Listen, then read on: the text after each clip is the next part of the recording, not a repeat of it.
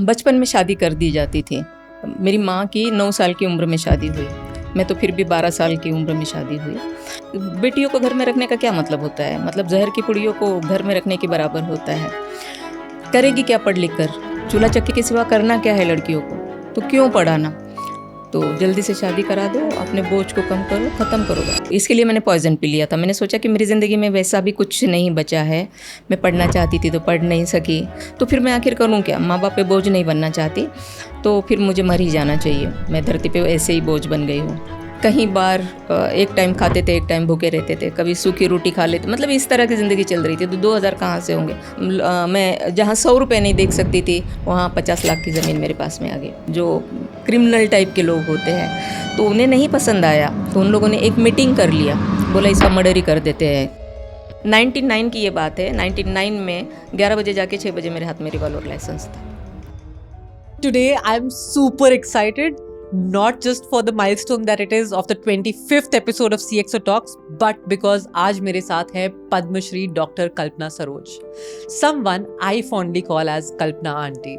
From committing suicide and surviving it, to being at the mercy of her circumstances, starting to earn her living by just rupees 2 per day, and now owning a net worth of 3,000 crores.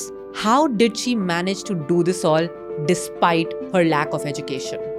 What about her story made Prime Minister Modi address a conference and take Kalpana Saroj as an example for anybody who's choosing to give up on life or is about to end their life? Kalpana Auntie's life story is worth being filmed into a movie. For now, let's hear what this CXO talks.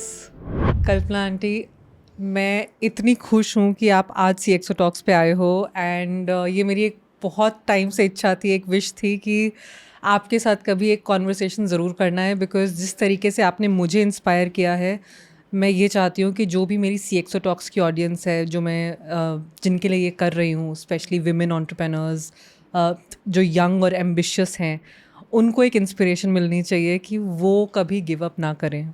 So thank you सबसे पहले for being here today. Actually Sonia, मुझे तुमसे मिलकर काफ़ी खुशी हुई, क्योंकि मैं तुमसे मेरे ख्याल से 3-4 साल पहले मिली थी, है ना?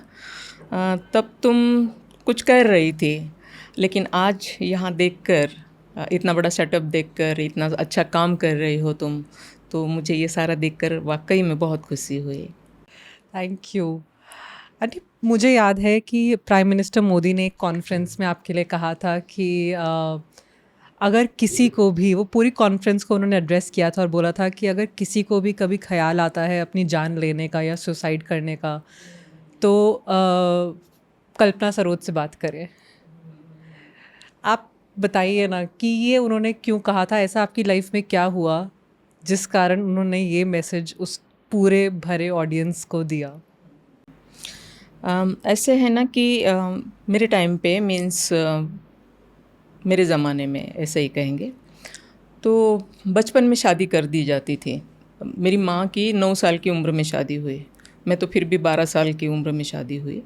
मैं बहुत पढ़ना चाहती थी, मैं बहुत एक होशियार विद्यार्थी के तौर पर मानी भी जाती थी, बट उस वक्त की समाज व्यवस्था जो है, तो उनका दबाव मेरे बाबा के ऊपर इतना था कि नहीं. तो मैं 10वीं में थी, 10वीं नहीं, सॉरी, 10 साल की थी, तभी से रिश्ते लाना शुरू कर दिए थे मामा ने. तो बाबा पुलिस में होने की वजह से उन्होंने हर चीज़ को रोका कि नहीं, उसको मैं SSC तक पढ़ाऊँगा, उसके बाद में शादी के बारे में सोचूंगा. पर 12 साल की होते होते, 7वीं क्लास में आते आते, तो वो जो हमारे मामा चाचा ये लोग नहीं रुके कहीं पे, और कहने लगे कि नहीं, बेटियों को घर में रखने का क्या मतलब होता है? मतलब जहर की पुड़ियों को घर में रखने के बराबर होता है. करेगी क्या पढ़ लिख कर? चूल्हा चक्की के सिवा करना क्या है लड़कियों को? तो क्यों पढ़ाना? तो जल्दी से शादी करा दो, अपने बोझ को कम करो, ख़त्म करो बात को. समाज है, लोग है, रिश्तेदार है, क्या कहेंगे, लड़की की उम्र बढ़ती जा रही है, शादी नहीं हो रही है, तो मतलब ढेर सारी बातें. तो मामा जी ने मतलब मैं 7वीं पढ़ ही रही थी, एग्ज़ाम भी नहीं हुए थे, तो उसी वक्त एक लड़का पकड़ के लाया मुंबई का, और कहा कि भाई मुंबई में रहता है लड़का, सोचो तो सही, तुम्हारे इस लड़की को मुंबई वाला लड़का मिल रहा है, तो तुम्हें कितना खुश होना चाहिए. और इस तरह से माँ बाबा को सारी तरफ से दबाव आकर फिर वो शादी हो गई। लेकिन वो शादी ठीक नहीं थी, क्योंकि वो लोग जो थे वो काफ़ी पता नहीं कैसे थे। खैर, वो सारी स्टोरी बताएंगे तो बहुत लंबी चौड़ी हो जाएगी, तो इसके लिए उसको शॉर्ट कर देते हैं। तो 6 महीने के अंदर ही उन्होंने इतनी बुरी हाल कर दी थी मेरी कि बाबा जब 6 महीने के बाद मुझे मिलने आए, तो बॉम्बे में कैसा हेड क्वार्टर है ना पुलिस का, और बाबा अकोला में थे, अकोला डिस्ट्रिक्ट में पुलिस में। तो सोचा उन्होंने कि चलो मैं बेटी को मिल लूँगा, मेरी बेटी बड़ी खुश होगी, बहुत अच्छा लगेगा।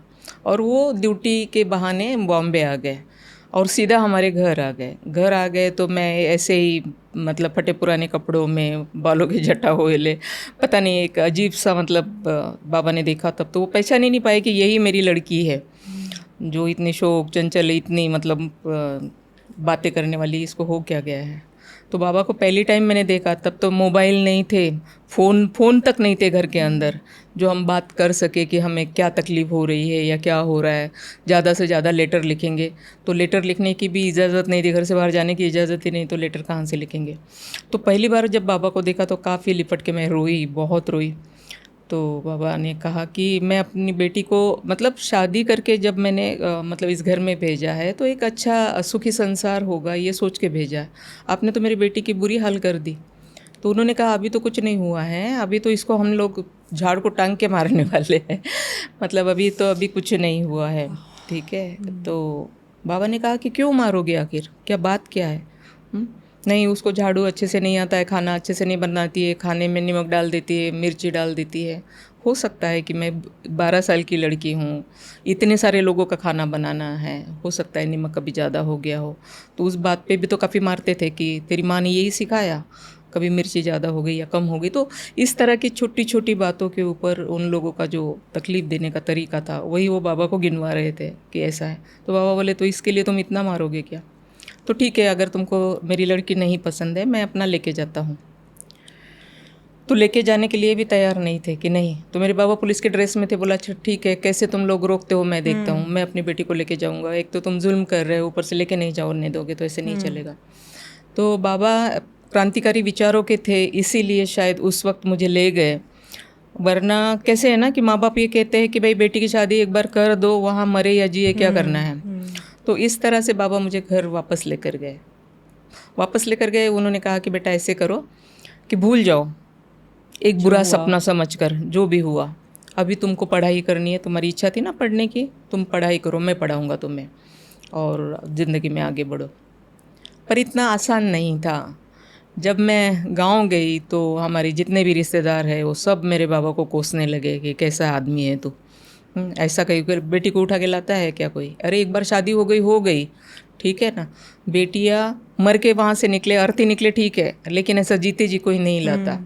तो तू ऐसा है वैसा है, बाबा को सुनाने लगे, माँ को सुनाने लगे। तो माँ फिर उन रिश्तेदारों की इसमें आ गई, ठीक है, कि हाँ ये गलती हो गया है, औरतों को तो सहना ही पड़ता है ना। फिर हमारी दादी नानी चाची जो भी थे, हमने कितना सहा, हमारे टाइम पे क्या क्या नहीं था। हाँ, मर तो नहीं गई थी तेरी बेटी, फिर तुझे लाया क्यों, बहुत सारी बातें। तो कहाँ से पढ़ाई होगी और कहाँ से क्या होगा। बाबा ने स्कूल में दाखिला तो कर दिया था, लेकिन स्कूल में भी वही माहौल था, सारी लड़कियां यूँ मुझे देख रही थी जैसे मैं बड़ा गुनाह करके आई हूँ। जो मेरी सहेलियाँ थी, समाज एक्सेप्ट करने को रेडी नहीं था। तो वो भी। तो मैंने कहा ये तो बहुत बुरी बात हो रही है मेरे साथ में। वहाँ जितना जुल्म था उससे कहीं ज़्यादा जुल्म तो यहाँ पे हो रहा है। वहाँ तो कम से कम मारपीट के ठीक था, लेकिन यहाँ तो दिल पे चोट हो रही है हर जगह पे। तो इसके लिए मैंने पॉइज़न पी लिया था। मैंने सोचा कि मेरी ज़िंदगी में वैसा भी कुछ नहीं बचा है। मैं पढ़ना चाहती थी तो पढ़ नहीं सकी, मतलब शादी करके आगे मतलब संसार अच्छे से हो, चलो ये भी ज़िंदगी मैंने एक्सेप्ट कर ली थी, लेकिन वहाँ पर भी ठीक नहीं। तो फिर मैं आखिर करूँ क्या, माँ बाप पे बोझ नहीं बनना चाहती, तो फिर मुझे मर ही जाना चाहिए। मैं धरती पे ऐसे ही बोझ बन गई हूँ। तो मैंने एक दिवाली का तीसरा दिन ही कुछ था, और मेरी बुआ थोड़ा सा दूर रहती थी, हम पुलिस क्वार्टर में रहते थे ना, तो दूसरे बहन भाई तो इनके सामने क्यों करके वो खटमल मारने वाली दवा होती थी उस वक्त, हाँ, तो वो 3 बोतलें खरीद ली मैंने, क्योंकि एक में कहीं नहीं मरी तो 3 एक साथ पी लूँगी तो शायद मर ही जाऊँगी। और फिर वो बुआ के घर गई तो मेरी बुआ बोले अरे कैसे आ गई। मैं बोला बस ऐसे ही तुझको मिलने आ गई। बोला अच्छा ठीक है ठीक है, तो मैं तेरे लिए चाय बनाती हूँ। तो चूल्हे हुआ करते थे उस ज़माने में। तो एक अंदर की रूम है, बाहर एक ऐसा छपरा टाइप था, तो उधर वो चाय बनाने के लिए बैठी। मुझे तो अपना काम करना था, कहाँ चाय पीना था। मैं अंदर गई और तीनों बोतलें फटाफट खोल के फटाफट पी लिया, कहीं बुआ ना आ जाए ऐसे। तो जैसे ही बुआ चाय लेकर आई तो देख रही है, तो मैं हाथ पांव घस रही हूँ, मुंह से झाग निकल रहा है।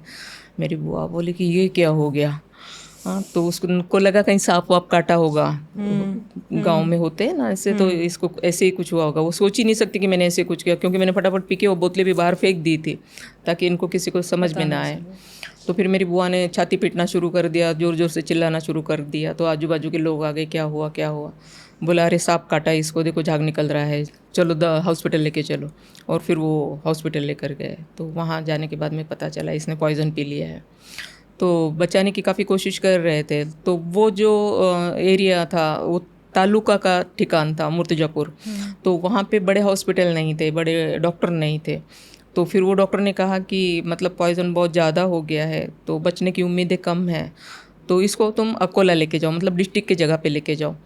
तो हमारे जो पुलिस स्टेशन के जो इंचार्ज थे, तो उन्होंने देखा कि ये तो पुलिस केस बन जाएगा, तो वहाँ अकोला में जाएगा तो उस एरिया के पुलिस स्टेशन में केस दर्ज हो जाएगा ना। तो मतलब हमारी पुलिस स्टेशन की भी बदनामी होगी, हमारे बाबा की होगी, फैमिली की भी होगी। तो उन्होंने कहा नहीं, जो भी इलाज करना है आप यहीं पे कीजिएगा, ठीक है, हम देखते हैं। तो फिर वहाँ पे बोला 24 घंटे में होश आया तो ओके, नहीं तो फिर ठीक नहीं। तो काफ़ी कोशिशों के बाद में मुझे होश आ ही गया, ठीक है।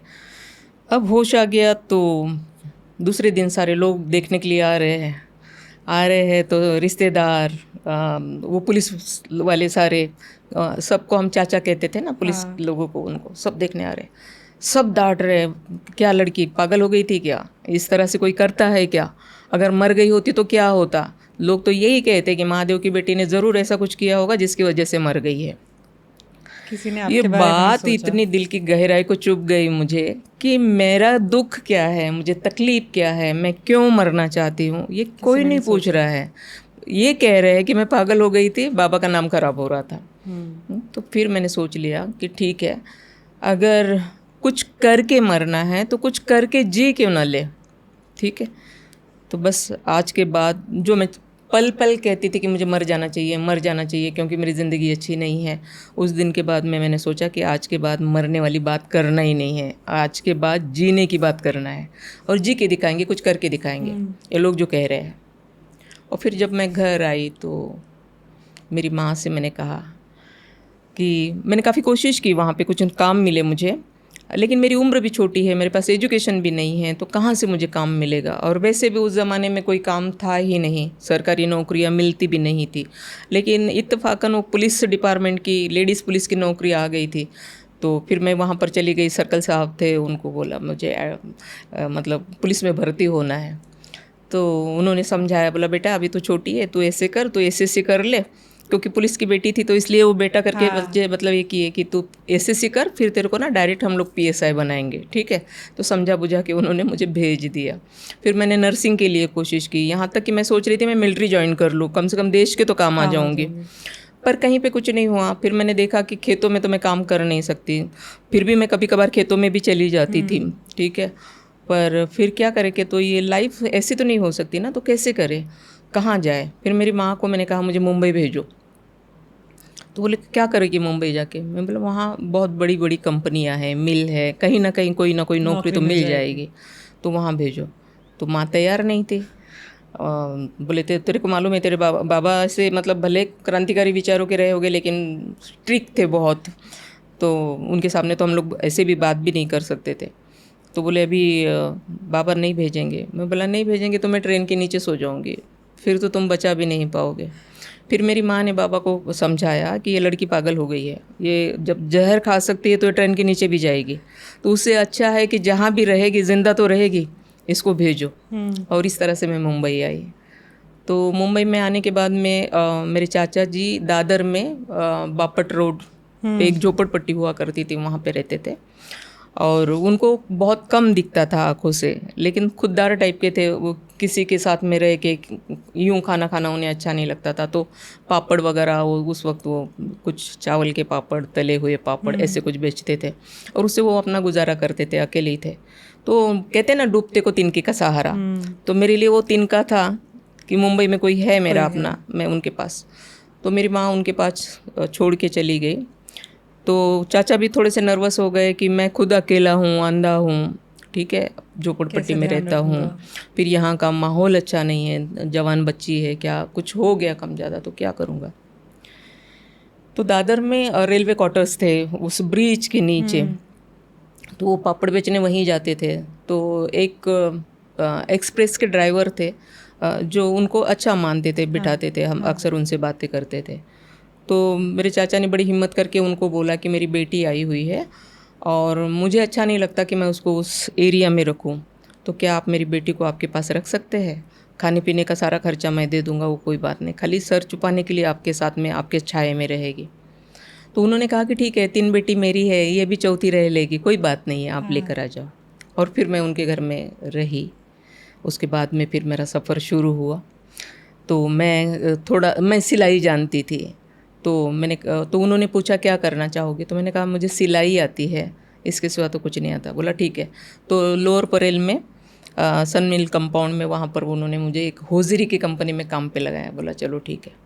अब मुझे इतना डर लगता था, इतनी बड़ी बिल्डिंगें, इतने बड़े बड़े रास्ते मैंने देखे नहीं थे ना। एक छोटा सा गांव, एक गांव में एक ही रास्ता, नहीं अकोला से मूर्तिजापुर में भी हम लोग गए थे। अकोला तो फिर भी थोड़ी सिटी है, पर मूर्तिजापुर जो गांव था वो, वहाँ पर बस एक ही रास्ता, बाजार जाओ, स्कूल जाओ, जहाँ जाना है जाओ।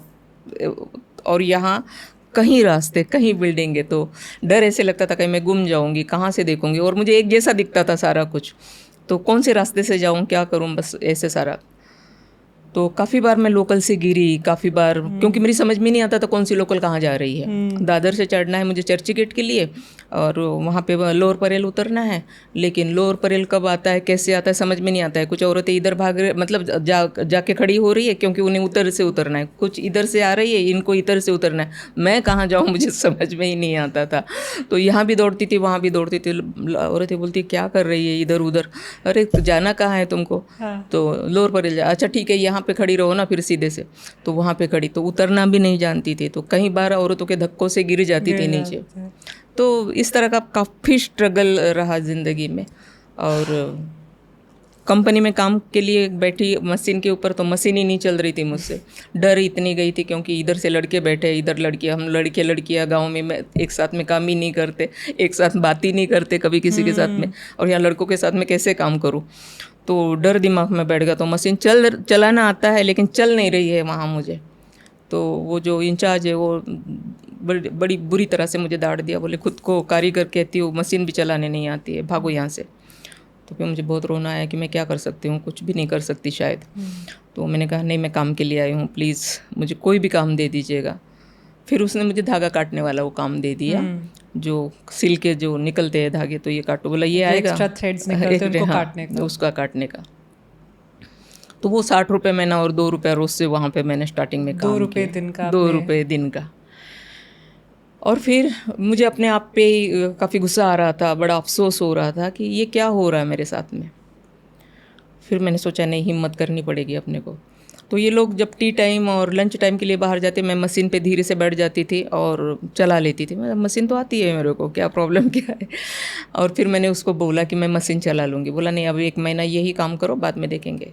बाद में फिर उसने मुझे मशीन दी, मैंने मशीन पे काम किया, 225 रुपये उस वक्त कमाए। 60 रुपये महीने से? हाँ, डायरेक्ट 225 रुपये कमाए, जबकि मैंने 100 के नोट कैसे होते देखे भी नहीं थे ज़िंदगी में अपने।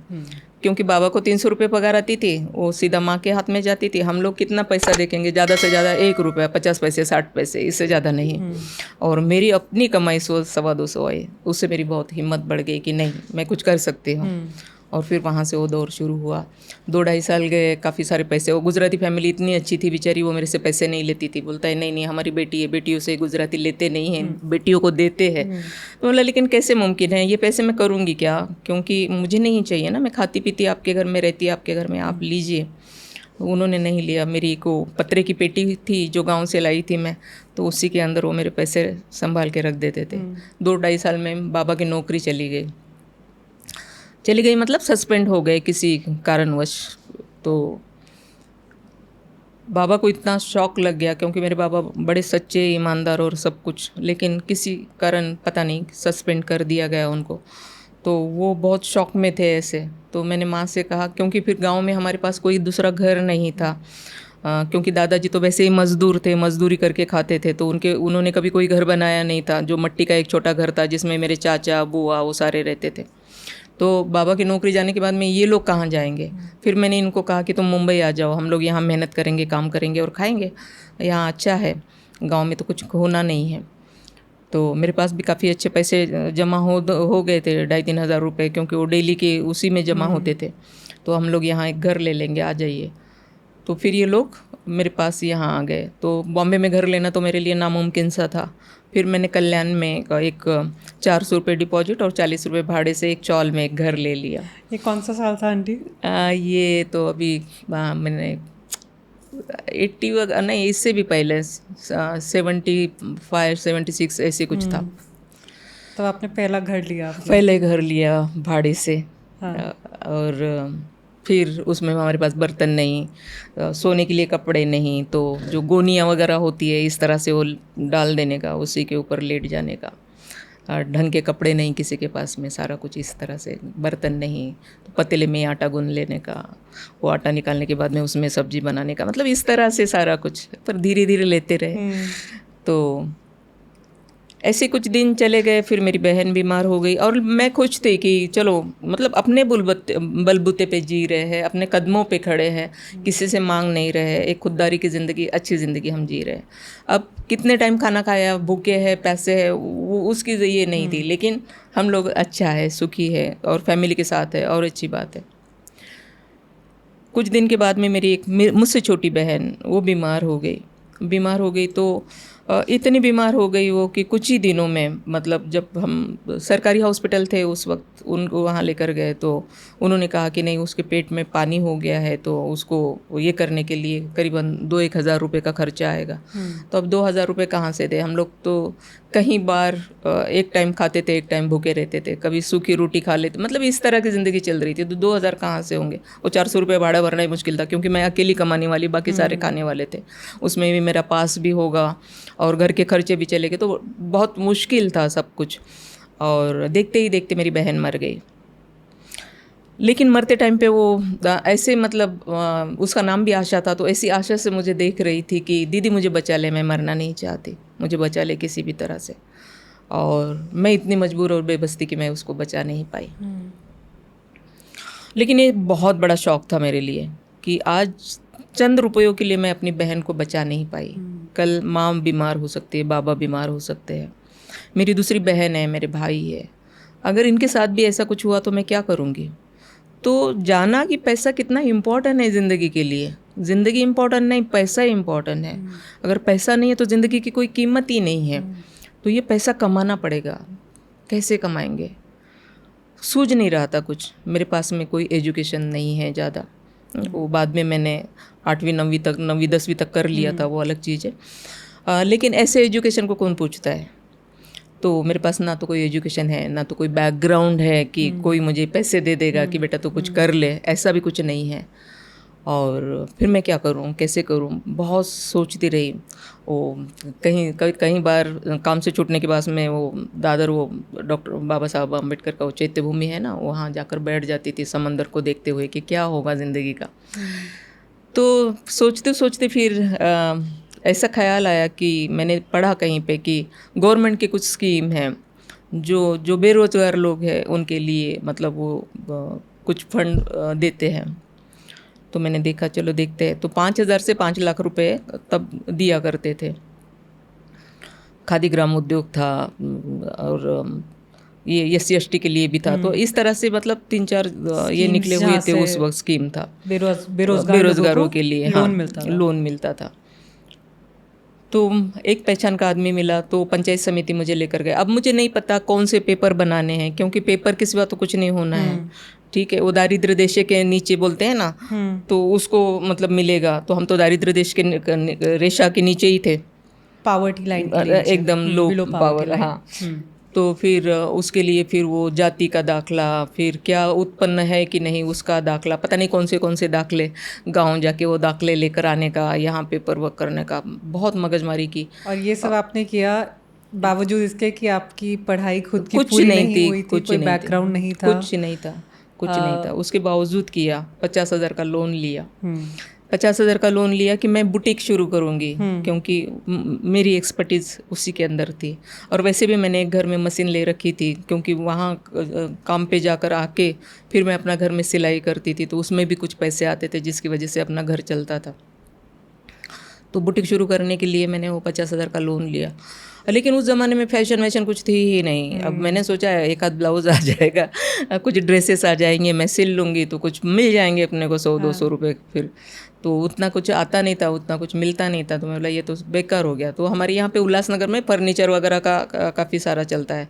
तो मैंने फिर वो ट्रेडिंग वाला फर्नीचर का शुरू कर दिया। जो शॉप लिया था तो मतलब एक कपाट है, गोदरेज की कपाट उस वक्त 10,000 में मिलती थी। तो ये जो लोकल कपाट है वो 4-5 हज़ार में मिल जाती थी। तो 4-5 हज़ार की कपाट अगर सामने वाले को बेचेंगे तो उसमें अच्छी इनकम होती थी। कभी किसी में 1,000 भी निकलते, 500 भी निकलते, मतलब जैसा ग्राहक है, मुनाफा अच्छा था। तो मैं बोला ये अच्छा लग रहा है अपने को, ये करते हैं। और फिर मैंने वो शुरू किया। लेकिन इसी के साथ साथ मुझे एक ख्याल आया कि जिस तरह से मैं एक बेरोज़गार होते हुए मैं एक रोज़गार के लाइन पे तो खैर आ गई हूँ, लेकिन ऐसे मेरे कितने सारे यूथ हैं ना जो मतलब रोज़गार के लिए भटक रहे हैं। उनके पास, गवर्नमेंट के पास इतनी नौकरी नहीं है कि वो उनको दे सके। तो जिस लाइन पे मुझे जो लोन मिला, जिससे मैं खड़ी हो गई, तो मैं क्यों नहीं अपने यूथ के लिए करूं। तो उस वक्त करीबन 86 में मैंने वो सुशिक्षित बेरोजगार युवक संगठन बनाई। और उस संगठन के द्वारा फिर हम लोग जो यूथ होता था उनको, बेरोजगार यूथ, उनको बुला लेते थे, एक प्लेटफॉर्म देते थे उसको, बैंक के अधिकारियों को बुलाते थे। और क्या कहते हैं उसको, बैंक के अधिकारी, स्कीम के अधिकारी, फिर वो अपनी स्कीम उनको समझा के बता देंगे कि बाबा तुम प्रोजेक्ट रिपोर्ट तक तैयार करो, क्या करना, क्या चाहते हो तुम्हारे दिल में क्या है, क्या करने के लिए। अब उस वक्त करने के लिए इतना ज़्यादा कुछ था भी नहीं, ज़्यादा सलून था, ठीक है, या छोटी मोटी किराने की दुकान लगा दो, या कुछ और मूर्ति के कारखाने लगा दो, या कुछ इसी तरह से सब, या कुछ रिक्शा निकले थे, ऑटो रिक्शा निकले थे उस वक्त। तो फिर बहुत सारे लड़कों को ऑटो रिक्शा ठीक है, तो फिर कोई ऑटो रिक्शा के लिए, कोई सलून के लिए, कोई मूर्ति के लिए। तो ऐसे हम लोग सबको लोन, उसी वक्त उनको लोन मतलब सैंक्शन कर देते थे। फिर उनका लोन, फिर बैंकों में जाना, उनके साथ में 2-4 बार जाना पड़ता था। तो अगर कोई लोन नहीं देता है वापस, तो उसका लोन भी बैंक में, तो अगर तुम वापस नहीं दोगे तो दूसरों को लोन नहीं मिलेगा। इसलिए बाबा तू कमा, कैसे कमा रहा है, इसमें तू सुस्ती करेगा, ये करेगा तो नहीं चलने वाला है। काम कर, कमा, और उनको बैंक को भी दे, ताकि बैंक को मिलेगा तो दूसरे लड़के को देंगे ना, नहीं तो कैसे देंगे। तो वो वाला भी काम करते थे। तो कई लड़के ऐसे कहते थे कि नहीं, हम लोगों को वो सब नहीं चाहिए, लोन लेना है, लोन नहीं दे सके तो फिर प्रॉब्लम आ जाएंगी, तो हमको ना दीदी नौकरी लगा दो बस। तो फिर ऐसे कई लड़के होते थे, तो जो है कैपेबल, तो पुलिस में लगा दिया, कहीं मंत्रालय में लगा दिया, कहीं किसी को लगा दिया। यही नहीं तो कहीं सारे ऐसे एजेंट भी उस ज़माने में होते थे कि भाई चल तेरे को पुलिस में लगा देता हूँ, तो 60,000 रुपया दे दे, तो माँ अपना मंगलसूत्र या कुछ भी गहने सारे तोड़ के 60,000 रुपये उसको दे देगी, और वो उसको नौकरी तो दे नहीं सकता है। एजेंट कहाँ से देगा नौकरी, वो होगा नहीं, फिर वो पैसा खा के बैठ जाएगा। फिर वो लड़का रोते धोते, उसकी माँ, कभी उसको लगेगा अरे वो वहाँ पे एक लड़की है जो अच्छा काम कर रही है, तो चलो उसके पास में, तो वो फलाने ने मेरा पैसा खाया। फिर वो पैसा वसूल करने का भी काम हम करते थे कि भाई ठीक है उसका पैसा दे, नहीं तो फिर तेरी हालत ख़राब कर देंगे। तो खाली ऐसे एजेंट ही नहीं, कहीं मंत्रालय के लोग भी खा जाते थे पैसे कि चल तेरे को नौकरी लगा देते, पैसे देते। तो ऐसे मंत्रालय के लोगों को भी हम लोगों ने सीधा किया। गोपीनाथ मुंडे उस वक्त होम मिनिस्टर थे। एक अधिकारी ने पैसा खाया एक लड़के का, और बोला कि तेरे को नौकरी लगा देगा। 1 लाख रुपया लिया था उससे, उसने गांव का खेत बेच के उसको पैसा दिया। तो एक बीच में एजेंट था, वो एजेंट ने उस ऑफिसर को पैसा दिया था, बोला वो लगा देगा। अब वो नौकरी नहीं मिलने की वजह से वो उसको तकलीफ देता था, ये उसको तकलीफ देता था, ऐसा वो सारा चेन चल रहा था। तो अब वो पैसे मांगने के लिए जब उसके वो एजेंट के पास जा रहा था, तो वो एजेंट मेरे पहचान का था एक्चुअली, नौकरी वाला वो बाजू में रह गया। वो एजेंट वाला जो था तो वो हमारे घर आ गया, बोला ताई हम लोग अभी आत्महत्या कर रहे हैं बाल बच्चों के साथ में, क्योंकि बहुत परेशान कर दिया और हम ज़्यादा उसको मांग नहीं सकते क्योंकि वो मंत्रालय में है, वो हमको धमकी देता है कि मैं तो तुमको अंदर डाल दूंगा, तुम आते कैसे हो यहाँ पर, क्या प्रूफ है, ये है वो है, इस तरह से कर रहा है। और ये जो लड़का है जिसको नौकरी की हमने बोला था, वो भी मुझे सता रहा है। तो अब मैं क्या करूँ, तो मेरे पास कोई चारा नहीं, तो मैं आत्महत्या करूँगा अभी। मैं बोला ठीक है, तू एक काम कर, तू कल मेरे घर आ, चल अपन मंत्रालय चलते हैं। उसको हम लोग लेकर गए वहाँ पर। तो उसने बोला कि मैंने इनको पैसे दिया था। मैं बोला क्या तुम उनको उनके पैसे नहीं दे सकते, नौकरी नहीं दे सकते, तो पैसे रिटर्न करो ना, क्यों नहीं दे सकते आप। तो बोलने लगा कि भाई इसने मेरे को दिया ही नहीं। मैं बोला देखिए आप गलत मत बोलिए। तो गोपीनाथ मुंडे का नंबर था मेरे पास में। मैं बोला अगर आप नहीं करोगे ना तो मैं मुंडे साहब से बात करती हूँ अभी, ये नंबर है ना साहब का, बात करूँ अभी। और मैंने फ़ोन भी लगाया उसके सामने, साहब ने उधर से हेलो किया, मैंने फ़ोन काट दिया। मैं बोला देख अगर तू नहीं करेगा तो तेरी नौकरी तो जाएगी, तो तेरे को तेरी नौकरी पैरी है कि नहीं, तो उस गरीब का पैसा खाते हुए तुम लोगों को ज़रा भी शर्म नहीं आती, तो उसका पैसा दे दे। तो इस तरह से कहीं काम हमने वैसे भी किए हैं। तो फिर लोगों में इतनी चर्चा हो गई कि ये जो लेडी है ये बहुत अच्छा काम करती है। तो उस वक्त तो पेपर और साथ लेके चलती है, मीडिया वगैरह तो उतना नहीं था, तो माउथ टू माउथ लोग यूं ही बोलते गए। तो जिसकी भी तकलीफ थे वो सारे मेरे पास आते थे, ये तकलीफ है तो दूर कर दो। और मेरी जितनी कोशिश होती थी कि ये सारा दूर करो, मुझे अच्छा लगता था कि चलो मेरा घर भी अभी अच्छे से चल रहा है, ठीक है, मेरा बिजनेस अच्छे से चल रहा है और उसके साथ साथ मैं ये काम कर रही हूँ, तो काफ़ी अच्छी बात है।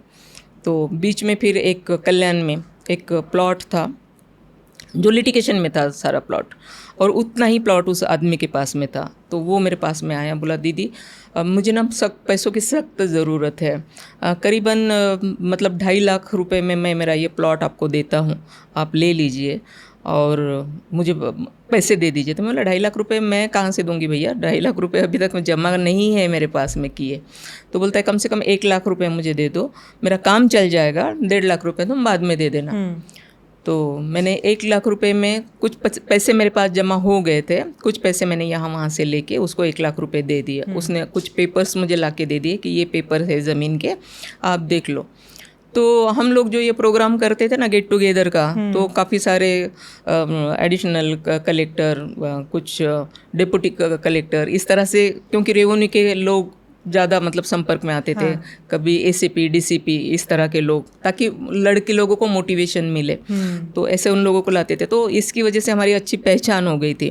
तो एक डिप्टी कलेक्टर थे, तो मैंने उनको बताया कि ये पेपर है और ये लैंड साहब मैं ले रही हूँ। तो अरे बोले ये लैंड किस काम की है तुम्हारी, किसी काम की है नहीं है, तुम मत लो इसको। बोले साहब मैंने तो पैसे भी दे दिए उसको और आगे के 1.5 लाख भी देने हैं। तो फिर उन्होंने कहा कि इसके ऊपर सीलिंग एक्ट जो है महाराष्ट्र में, वो सीलिंग एक्ट है और कुल एक है। तो उस वक्त एक ये निकला था, इंदिरा जी थे उस वक्त, कि रहेगा उसका घर, कसेगा उसकी ज़मीन। तो जो कसेगा उसकी ज़मीन का मतलब ये है कि उस 7/12 के ऊपर उनका नाम चढ़ जाता था कुल बोलकर। अच्छा। तो वो कुल बोलकर जब नाम हो गया, मतलब वो ज़मीन उसकी हो गई, लेकिन कुल के नाम से हो गई। तो वो ज़मीन के ऊपर कुल नाम भी है। तो बोला जब तक ये कुल नहीं निकलेगा, ये कलेक्टर के पास जाना होगा, इसका तुमको सेल परमिशंस लेना होगा, तब कहीं जाकर वो कुल निकलेगा, सीलिंग एक्ट निकालना होगा, तब कहीं जाके वो ज़मीन क्लियर होगी। ठीक है, रास्ता तो बताया कम से कम। अगर कोई होता तो उसी वक्त छोड़ देता, लेकिन मैंने ये देखा कि रास्ता तो बताया, ठीक है उस रास्ते पे चलेंगे। तो वो सोनिया करते करते ना कम से कम 2-2.5 साल मेरे गए, क्योंकि इतना पेपर वर्क करना, उसको समझना, समझ के उसको करके लेना, ऑफिसर का मिलना नहीं मिलना।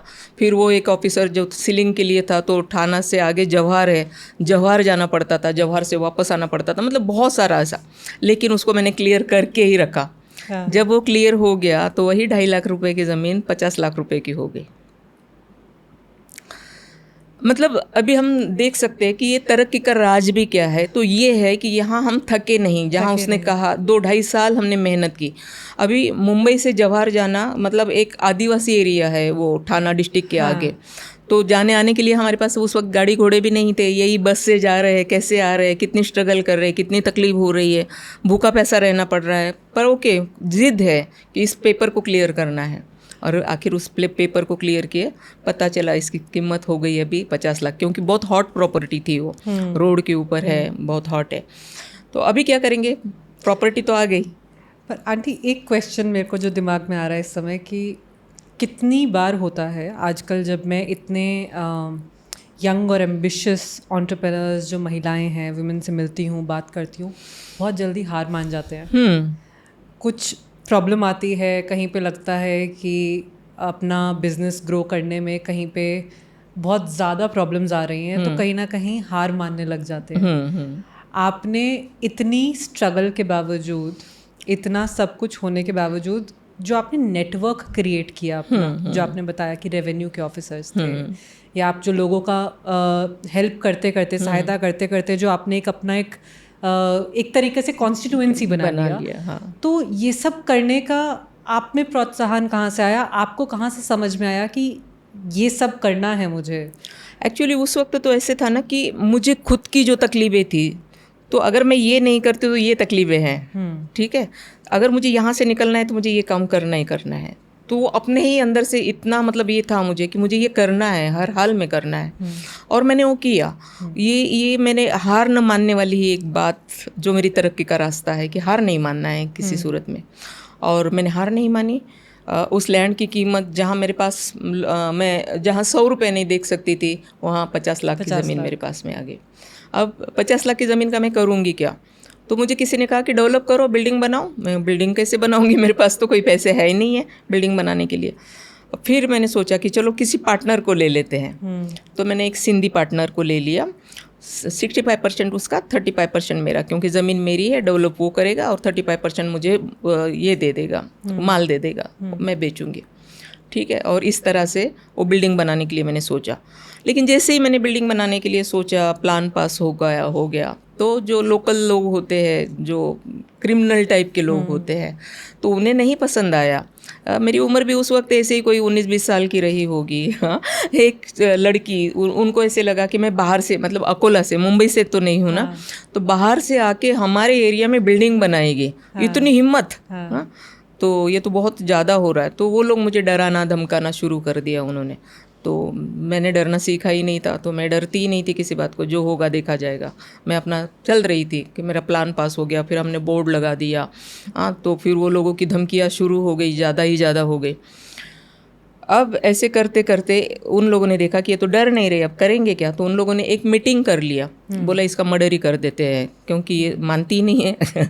क्योंकि इससे पहले उन लोगों ने खुद एक कोशिश भी की थी कि मैं स्टेशन से वापस आ रही थी और उस वक्त कोयता लेके ना वो खड़े ही थे वहाँ पर। जैसा ही कोयता डालेंगे, और एक सुजुकी गाड़ी उन्होंने स्टार्ट करके रखी हुई थी कि इस कोयते से उड़ा, उसमें बैठो और तुम चलो करके। तो लकीली ऐसा हुआ कि मैं स्टेशन से आ रही थी ना, तो वो स्टेशन का ही एरिया था। तो जैसे ही ये लोग ये करने लगे, तो स्टेशन से दूसरी लोकल आई और बहुत सारे लोग आने लगे, और मैं बहुत जोर से, और ना मुझे थोड़ा सा ये है, थोड़ा ऐसे लगता है कि अरे ये सुजुकी यहाँ से यहाँ जा रही है, कुछ तो राज है। तो मैं पहले से ऐसे ये हो गई थी कि क्या हो रहा है। मुझे लगा नहीं था कि कोई मुझे मारेगा, लेकिन मुझे ऐसे लगा कि कुछ तो होने वाला है। और मैं थोड़ी सावध थी, और उसने ऐसा कोयता जैसे ही डाला तो मैं नीचे बैठ गई और बड़ी ज़ोर से चिल्लाई। इतने में लोग दौड़ के आ गए कि क्या हो रहा है। और वो सुजुकी चालू ही थी आगे जाके, तो उस लड़का उस पर बैठ गया और वो चला गया। तो चलो वो बात आई गई हुई, मैंने कहीं ना पुलिस कंप्लेंट की ना कुछ हुई। मैं बोला ये चलता रहेगा। लेकिन उन्होंने फिर मीटिंग किया और बोला कि एक काम करो, इसको किस तरह से मारना है, ये कहाँ से आती है, कहाँ पे जाती है, कैसे मारना होगा, वो पूरा उन्होंने डिटेल किया। और जो मारने वाले लड़के हैं उनको बोला तुम लोगों को हम लोग 5 लाख रुपए देंगे, तुम्हारे घर में पहुँचा देंगे, तुम नेपाल भाग जाने का, ठीक है। और ये सारा जब हो रहा था तो वहाँ पे एक आदमी बैठा था जिसकी लड़की को मैंने लोन दिया हुआ था, और जो मतलब उनका अच्छे से उनका घर चल रहा था। तो वो आदमी को इतना बुरा लग रहा था कि ये क्यों ऐसा, बेचारी औरत तो अच्छा काम करती, किसी का बुरा करती नहीं है, तो उसको क्यों मारना चाहते हैं लोग। तो जैसे ही उसकी मीटिंग ख़त्म हुई, वो भागता दौड़ता मेरे घर आया, बोला ताई जी एक काम करो, आप गाँव निकल जाओ। बोला क्यों बाबा, मैं क्यों गाँव जाऊँगी। बोला नहीं आप नहीं समझ रहे हो, आप जाओ गाँव। बोला आप इतनी ज़िद कर रहे हो जाओ गाँव, तो आपको मुझे बताना होगा ना कि मैं क्यों जाऊँ गाँव। बोला नहीं जो वो लोग बहुत खतरनाक है, हमारे हाथ जले हुए हैं, ये है वो है। बोला अरे कौन लोग है, कैसे लोग हैं भैया, जब तक पूरी बात नहीं बताऊंगी। बोला मेरा नाम नहीं लोगे ना। बोला बिल्कुल तुम्हारा नाम नहीं लूँगी, क्यों लूँगी मैं। तो फिर उन्होंने बताया कि ऐसे ऐसे कुछ हुआ है। तो मैं बोला ठीक है। तो मैं सीधा उठ के थाना पुलिस कमिश्नर के पास गई। सुपारी दे दिया था। हाँ, मेरा सुपारी दे दिया था उन लोगों ने। तो मैं थाना पुलिस कमिश्नर के पास गई, मैंने उनको कहा कि साहब मेरे ना नाम की सुपारी दी गई है। तो साहब भी हंसे, बोले तुम्हारे नाम की सुपारी किसने दी और कौन किसने क्या किया, कि तुम्हें कैसे पता चला? तो मैंने बोला साहब मुझे पता तो चला है लेकिन मैं उसका नाम नहीं बता सकती। आप पुलिस डिपार्टमेंट है तो आप पता कर लीजिए, तो आपको पता चल ही जाएगा। तो उन्होंने एरिया के डीसीपी को फ़ोन किया, डीसीपी ने एसीपी को, एसीपी ने पुलिस स्टेशन को, और फिर वो सारा देखा तो उनको वाकई में पता चला कि ये जो ग्रुप है जो छोटा मोटा क्राइम करते रहते हैं, तो इन लोगों ने ये ऐसे ऐसे किया है। फिर पुलिस ने उनको पकड़ा, जो करना है कार्रवाई किया। फिर मुझे पुलिस कमिश्नर ने ये बोला कि देखो अभी तुम बिज़नेस में आए हो, ठीक है, आज तुम्हें पता चला कि कोई तुम्हें मारने वाला है, कल शायद ना पता चले, तो ऐसा करो कि तुम सिक्योरिटी रखो अपने साथ में। बोला साहब सिक्योरिटी रख के कहाँ घूमूंगी मैं यहाँ वहाँ, अगर देना है तो रिवॉल्वर का लाइसेंस दे दीजिए मुझे। तो बोला तुम रिवॉल्वर चलाओगे? बोला साहब जब कोई अपने को मारने के लिए आएगा तो चलाना तो पड़ेगा ना अपनी जान बचाने के लिए। तो अच्छा बोला ठीक है तुम कल 11 बजे आ जाओ। मैं दूसरे दिन 11 बजे गई। सोनिया तुम्हें यकीन नहीं आएगा, मुझे ऐसे लगता है, पर पता नहीं, पूरे भारतवर्ष में शायद मैं अकेली ऐसी महिला होगी कि सवेरे 11 बजे गई और शाम को 6 बजे मेरे हाथ में लाइसेंस था। क्योंकि लाइसेंस का प्रोसीजर लंबा होता है, एरिया का पुलिस स्टेशन, फिर एसीपी, फिर डीसीपी, फिर कमिश्नर ऑफिस, मतलब इस तरह से होता है। अभी क्या है मुझे नहीं पता। 99 की ये बात है। 99 में 11 बजे जाके 6 बजे मेरे हाथ में रिवॉल्वर लाइसेंस था। उसके बाद में मैंने रिवॉल्वर खरीदा। कभी मारने की ज़रूरत नहीं पड़ी क्योंकि हम तो बुद्ध के पाइक है, अहिंसावादी है। हम नहीं मारना चाहेंगे, चींटी भी नहीं मारना चाहेंगे, लेकिन अगर हमें कोई मारने के लिए आए तो अपनी रक्षा के लिए मतलब रिवॉल्वर पाँव में, हाथ में कहीं तो चला सकते हैं ना, तो कम से कम सामने वाले को पता तो चले। तो इस तरह से वो काफ़ी फिर मेरा सफ़र चलता रहा और स्टेप बाय स्टेप मैं बिज़नेस में आगे बढ़ती रही। ये फियरलेसनेस आंटी जो आप में है ना, कि बिना डर के आप आगे बढ़ते गए, आपने पीछे नहीं देखा। नहीं।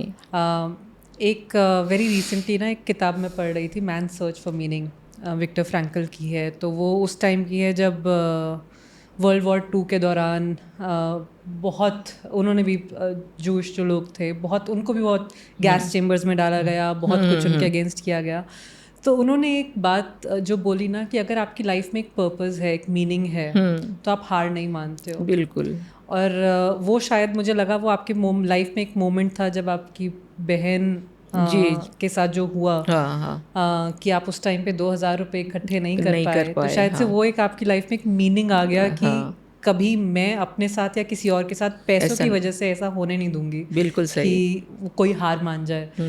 वो एक बहुत ही इम्पोर्टेंट चीज़ है आपकी लाइफ में जी। और उसके बाद शायद वो एक मोमेंट था जब आप जो आपके बारे में कहा जाता है कि 2 रुपये प्रतिदिन कमाने से 3000 करोड़ का एक एम्पायर बनाया, जो आपने कमानी ट्यूब्स लिमिटेड को आपने रिवाइव किया।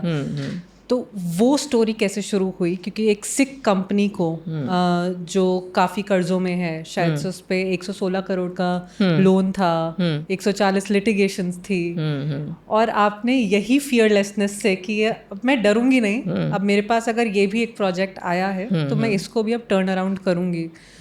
तो वो आपने कैसे किया? और आप इस तरीके से बताइए कि काफ़ी एंटरप्रेन्योर्स जो महिलाएं हैं जो अपने छोटे बिजनेसेस को बड़ा करना चाह रही हैं, कई बार उन पे भी लोन्स होते हैं, कई चीज़ें होती हैं जहाँ पे लगता है कि नहीं हो पाएगा। तो आपने उस समय वो कंपनी बनाने में, कमानी ट्यूब्स लिमिटेड को वापस रिवाइव करने में ऐसी क्या क्या चीज़ें सीखी जो हम भी शायद से सीख सकते हैं, अपने बिजनेस में अप्लाई कर सकते हैं?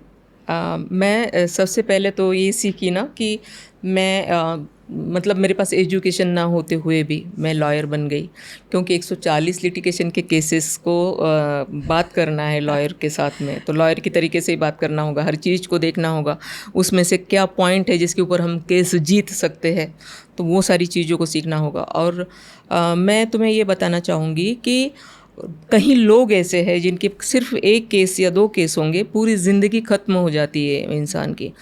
एक वो चले गए, बुजुर्ग हो गए, मर गए बेचारे, उनका बेटा आ गया, वो भी अपनी वो केस लड़ रहा है, लेकिन वो केस नहीं, मतलब वो जीत सकता बेचारा, ना उसकी वो ज़मीन छुड़ा सकता, या ना मतलब ज़मीन की केस होगी, घर की होगी, जिस किसी की भी होगी, लेकिन मुझे बताते हुए खुशी होती है कि मैंने 140 लिटिगेशन के केसेस जीते हैं।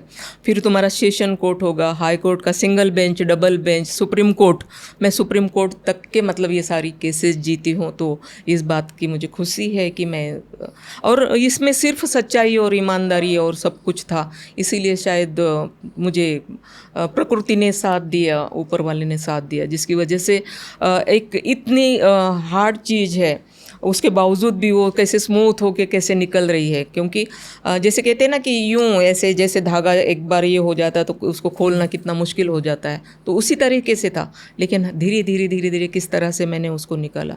140 लिटिगेशन के केसेस, 116 करोड़ का कर्जा, 116 करोड़ का कर्जा कैसे देना है। पहले तो 116 करोड़ के कर्जे के साथ में कंपनी को लेना ही कैसा है, इसीलिए किसी ने भी नहीं लिया उस कंपनी को।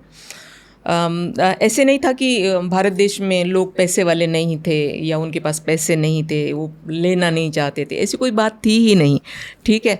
लेकिन उसके बावजूद भी क्योंकि इतना सारा प्रॉब्लम्स है, कोई भी बिजनेसमैन ये चाहेगा कि अगर मैं 10 रुपये लगाता हूँ तो कम से कम 11 रुपये तो वापस आए, 1 रुपया तो मिले उसके ऊपर। अगर वो भी नहीं मिलता होगा तो वो क्यों लगाएगा 10 रुपये भी, और क्यों इतनी मेहनत करेगा उसके पीछे। ये सारी सोच हर किसी बिजनेस की होती है और होनी भी चाहिए। लेकिन मेरे साथ कैसा था कि मैं सामाजिक काम करते करते आई थी, मैं सिर्फ बिजनेस वुमेन नहीं थी। मैं एक समाज का एक ऐसा दायरा जिसमें बेरोज़गार है, जिनको रोज़गार देना है, जिनकी तकलीफ़ें हैं उनको तकलीफ़ें दूर करना है, ये जो सोच मेरे अपने दिमाग में थी ना, क्योंकि मैंने तकलीफ़ों को नज़दीक से देखा था, मैंने भूख को नज़दीक से देखा था, मैंने मौत को करीब से देखा था। तो इसलिए मेरे अपने दिमाग में ये सारी चीज़ें जो थी ना, वो सिर्फ बिजनेस नहीं थी, मेरे दिमाग में वो सारे लोग थे जिनको मैं इंसाफ दिला सकूं। मैं, मेरा जीवन है तो मैं उसको किस तरह से उनके लिए मतलब खर्च कर सकूं, मैं क्या दे सकती हूँ। क्योंकि लेने की भावना कभी नहीं रही मेरी, देने की भावना रही अक्सर। और इसीलिए मैं ये सारे काम बड़ी लगन से, बड़ी सच्चाई से, चाहे मेरा जो होगा। तो लोग मुझे यही कह रहे थे कि इस कंपनी में है तो कुछ नहीं है, तुम्हें मिलना तो कुछ नहीं है। हाँ। ठीक है। और बड़े बड़े लोग मतलब पॉलिटिक्स, जब मैं इस कंपनी में धीरे धीरे सारे चीज़ें छुड़ाने लगी तो लोग भी उसमें घुसने लगे, फिर वो अलग से मेरे ऊपर अटैक होने लगे, वो एक चीज़ है। अब जैसे कि कैसे छुड़ाए, उसी तरह से 116 करोड़ का कर्जा कैसा देना है, उसके लिए भी एक तरह से सीए बन गई मैं। हाँ, ठीक है। हाँ। क्योंकि 116 करोड़ का कर्जा देना मामूली बात तो है नहीं है, और मेरे पास तो 116 करोड़ क्या, एक 10 करोड़ भी उस वक्त नहीं थे, खाली 2.5 करोड़ रुपया हम लोगों को इसने बोला था भरने के लिए। किसने? आईडीबीआई, हमारे ऑपरेटिंग एजेंसी थी, उन्होंने कहा कि 2.5 करोड़ रुपया आप भरो, ठीक है। और ये उसके साथ में मतलब लायबिलिटी के साथ में आपको ये लेना है, तो लायबिलिटी किस तरह से देंगे, ठीक है, केसेस किस तरह से निपटाएंगे, ये सारी अपनी आपकी जिम्मेदारी है, ठीक है। और ये सारा करते हुए अगर कोर्ट ने आपको कंपनी दी तो ओके, अगर कोर्ट ने कंपनी नहीं दी तो जितने भी पैसे लगे हैं वो अनसिक्योर क्रेडिटर के लाइन में आप खड़े होंगे। मतलब ये भी था, ये भी नहीं था, कोई आशा नहीं थी कुछ मिलना है, बल्कि जो कर रहे हैं वो भी डूबना है। तो आंटी आपने एक बेट लगाया था। हाँ, उसमें मैंने अपना सारा बेस्ट लगाया, ये बिल्कुल सही है। आज भी, अभी परसों ही मतलब अक्सर ही नितिन गडकरी साहब मेरे लिए ये कमाने की बात करते हैं। तो परसों अभी बॉम्बे में एक प्रोग्राम था उनका, मतलब जितने काम किए वो सब, इसके लिए क्या प्रोग्राम का नाम था मुझे याद नहीं अभी। तो उस प्रोग्राम में भी उन्होंने ये बात कही, जब इकोनॉमिक के ऊपर बात कर रहे थे, तो बोला ये हमारी बहन सामने बैठी हुई है, एक डूबी हुई कंपनी को किस तरह से उसने उभारा है। मैं भी था बोले उस वक्त, उन्होंने आपकी मीटिंग में भाषण में ये बोला कि मैं भी था उस वक्त, लेकिन हमारी बहन ने देखो किस तरह से उसको मतलब प्रॉफिट में लाया है, प्रॉफिटेबल बनाया है, और हज़ारों लोगों को काम दिया है। ये सामने बैठी बहन हमारी, अब जस्ट 8 दिन पहले की बात है।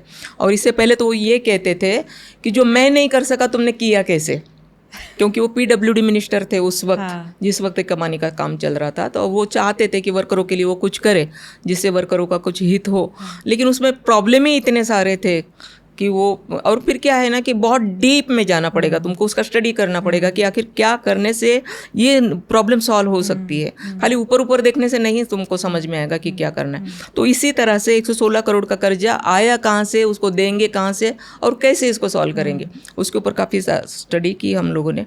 पता ये चला कि मानो ये तुम एक बैंक हो, तुमने 5 करोड़ रुपया दिया है, कभी दिया है 87 में दिया, सुप्रीम कोर्ट ने 87 में तुम्हारी स्कीम पास करके तुमको कंपनी चलाने के लिए दी, मतलब वर्कर को चलाने के लिए दी। वर्कर ने क्या किया, बैंकों से जाके पैसे लिए, सारे बैंकों ने पैसे उठा उठा के दिए कि बोला अरे पहली बार देश में क्रांति आई है, वर्कर मालिक बना है। गवर्नमेंट ने 70 लाख रुपए दे, यही शरद पवार जी उस वक्त चीफ मिनिस्टर थे, तो इन्होंने 70 लाख रुपए वर्कर्स को दे दिए कि भैया तुम कंपनी चलाओ। ठीक है, बैंकों ने उनको, किसी ने 5 करोड़ दिया, किसी ने 2 दिया, किसी ने 2.5 दिया, ऐसे ढेर सारे पैसे वर्कर्स के पास में आ गए। अब वर्कर अलग है, वर्कर में जो यूनियन नाम की एक ये होती है, यूनियंस जो बन जाती हैं, यही जो यूनियन के लीडर है ना, ये यूनियन लीडर ना तो उनको वर्करों से कोई लेना देना होता है। मैं खुलकर बोल रही हूँ इसके ऊपर, कुछ होंगे अच्छे, मैं ये नहीं कहती कि सभी बुरे होंगे, लेकिन बहुत सारे बुरे ही है, कुछ अच्छे होंगे। तो उसमें से ये करते क्या है कि वर्कर के खांधे पे बंदूक रख के मालिक पे चलाते, ना तो इनको मालिक से लेना देना है, ना तो इनको वर्कर्स से लेना देना है, इनको सिर्फ खुद का लेना देना होता है।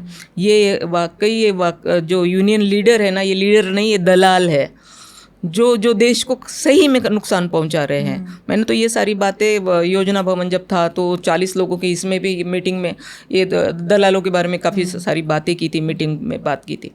क्योंकि आज बॉम्बे में कितने सारे मिल्स थे, कितनी सारी फैक्ट्रीज थी, सब कुछ इन्होंने बर्बाद कर दिया। वर्कर कहाँ से कहाँ चले गए, कोई किसी वर्कर का भला नहीं हुआ इसके अंदर। तो इसी तरह से ये जो यूनियन लीडर है, जो दलाल लोग हैं, तो इन्होंने ऐसे सारे बैंकों से पैसे उठाए और खूब एंजॉय किया। और फिर 87 में पैसे दिए गए थे इनको, 87 से 97 तक इन लोगों ने थोड़ा बहुत काम किया, उसके बाद में कोई काम नहीं किया इन लोगों ने।